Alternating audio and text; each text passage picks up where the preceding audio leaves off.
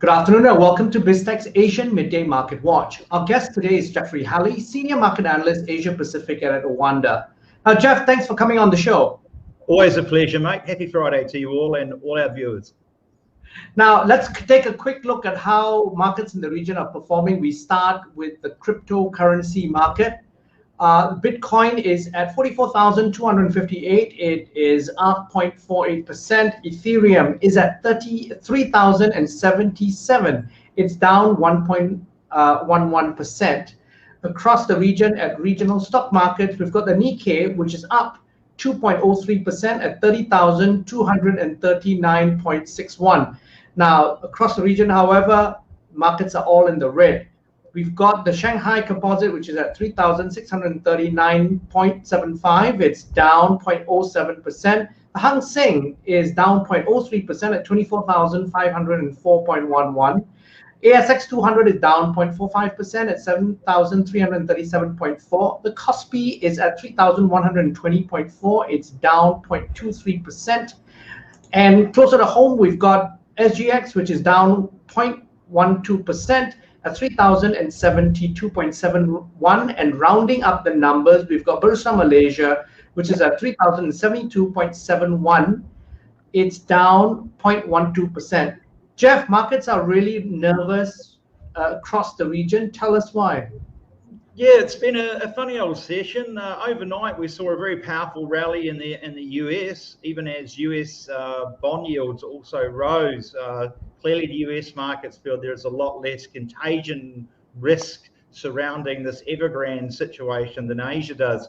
The PBOC injected another 120 billion yuan into the financial system today, and that seems to have lifted the CSI 300 and stabilized the broader Shanghai. I know that the Shanghai 50, which is full of the sort of state-owned enterprise behemoths, is actually up 0.7%.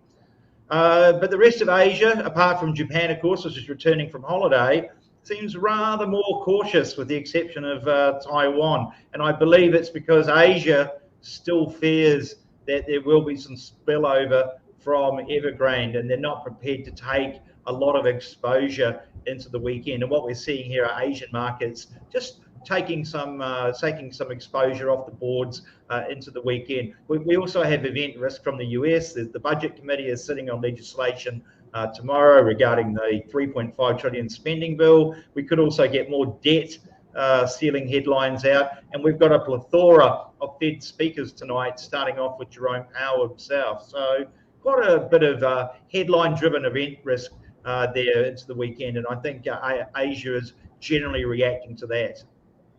Now, Jeff, how about the fact that Evergrande missed an interest payment they were supposed to make yesterday? Yeah, look, they've got 30 days to actually make that offshore bond payment before the coupon payment, before an official default is declared. Now, the Chinese government did say to Evergrande, I think yesterday night, that they should honour everything. Now, that's words are cheap, and there's still stories circulating that the Chinese government's told regional governments to prepare for an Evergrande collapse, etc., etc. There's also another story circulating that they've missed salary payments to staff in their EV, their electric vehicle subsidiary as well. None of this, you know, in my adage is there's never just one cockroach. So this story has more to give, and I believe Asia feels the same way, and that's why they're not really looking to go into the weekend with heavy exposure. Now, Jeff, with all this uncertainty happening now, event-wise, event-wise, on the commodity side, we are seeing optimism. Can you explain why oil markets are behaving the way they are, gas markets are behaving the way they are? You now have people talking about $100 oil at the end of next year. What's happened? Well, there's a few things at play here. We look at oil in isolation. Hurricane Ida, post-Hurricane Ida production is coming back more slowly than expected. OPEC itself, OPEC Plus itself, is struggling to meet its own production quotas at the moment. So they're struggling to ramp up production.